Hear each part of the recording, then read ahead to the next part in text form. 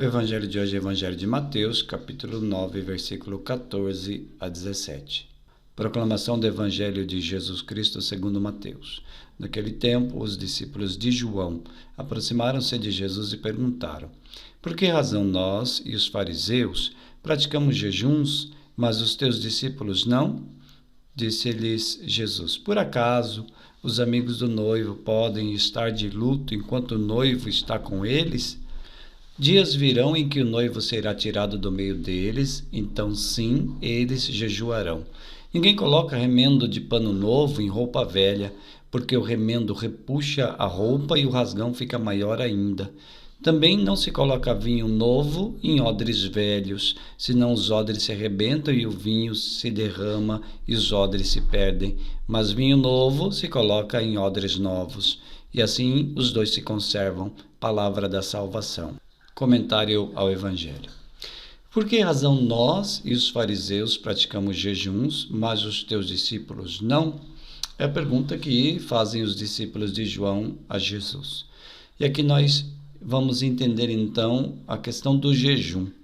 Jesus considera o jejum como um gesto religioso que assinala a intenção real, ou seja, tem como intenção, manifesta a intenção de acolher a presença de Deus na vida e de se pôr diante dele. Então, o jejum, ele é pedagógico, ele educa, ele tem o objetivo, então, de fazer com que a pessoa acolha, se abra e acolha a presença de Deus na vida e de se colocar diante de Deus.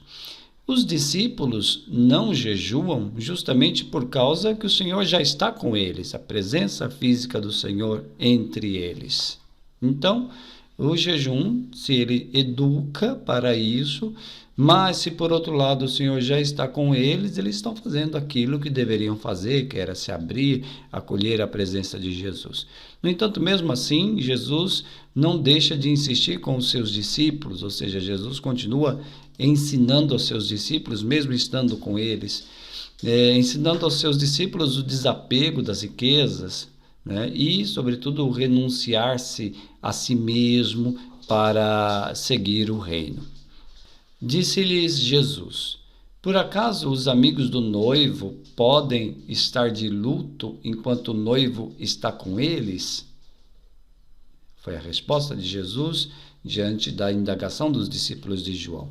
Então, Jesus se apresenta como o noivo das núpcias de Deus, da aliança de Deus com o seu povo. E os discípulos são descritos como os amigos do noivo. Então, é bíblico isso. O Antigo Testamento muitas vezes comparou a união de Deus com o seu povo como uma aliança matrimonial. Então, aqui as núpcias têm esse sentido, né? E Jesus se apresenta então como esse noivo que se une ao seu povo.